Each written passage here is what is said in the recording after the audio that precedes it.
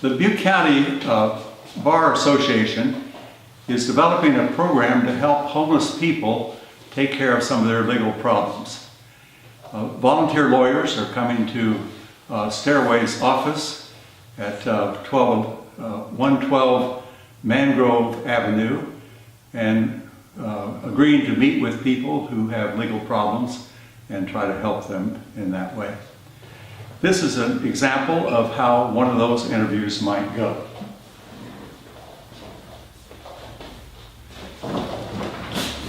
So your name's Joe Miller? Yes, sir. Joe, I'm Ron Reed. How you doing? I'm a lawyer, and for this afternoon I'll be your lawyer. I won't be your lawyer beyond today, but I'm just a volunteer person wanting to help you get started on the right track. So the fact that I'm saying I'm your lawyer tells you two things. Number one is that I'm here to help you. That's my job. Number two, whatever you say to me is confidential. I can't reveal it to anybody without your permission. So I kind of know you're here because you've got some problems. Let's see if we can figure out what's going on with you.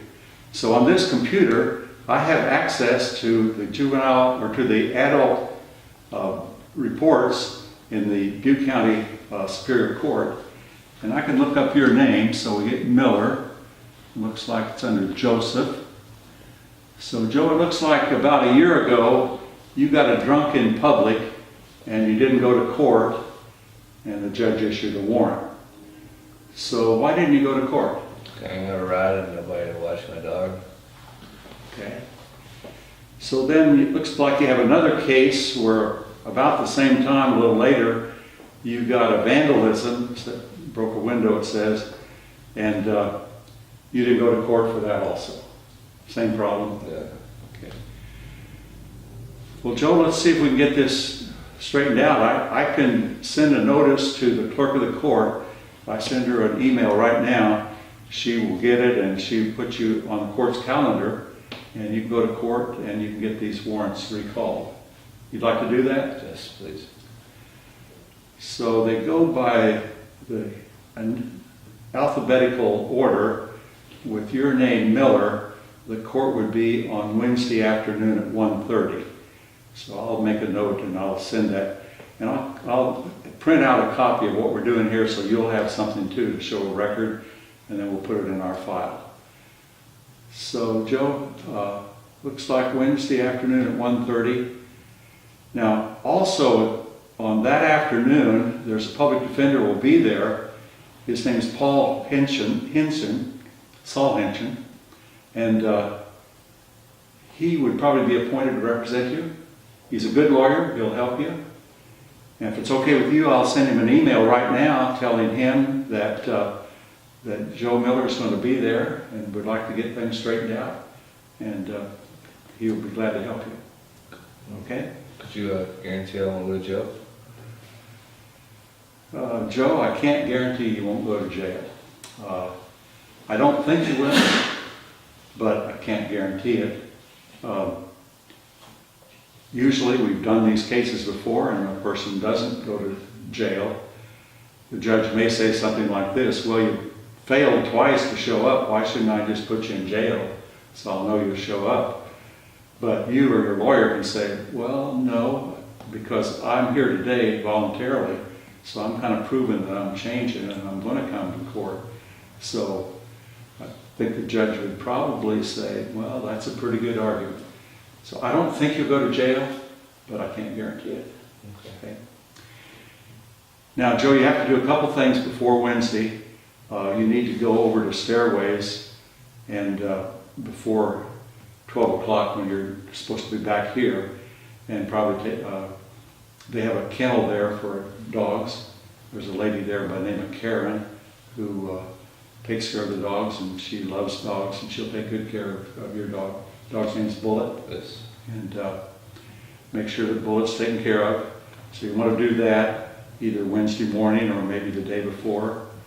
And then if you have some possessions, some things that you're worried about, and you can take those, and they have a locker there, so you can put them in a locker and they'll be safe.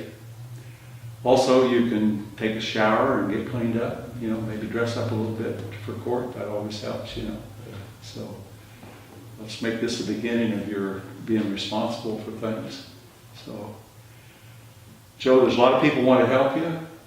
People at Stairways, Michael and Nick and Megan will all help you in every way they can, but they can't do everything. You've got to do some things yourself. And I think you made the right step. You showed up here, you're saying, hey, I'd kind of like to get things straightened out. So that's step number one. And once you do that, people sort of come forward and try to cooperate with you and work with you. So we make a file with everyone. I'm making your file here. And I probably won't see you again, but maybe in 6 months when I come to Stairways and I'm looking at all these files and I'm looking at Joe Miller and I'll be able to say, yeah, you got straightened out and he's doing good and everything. That would please me. I'd be very happy for that. Look like you're a guy with some good stuff and I think you can make it. Thank you. Okay? Good luck to you.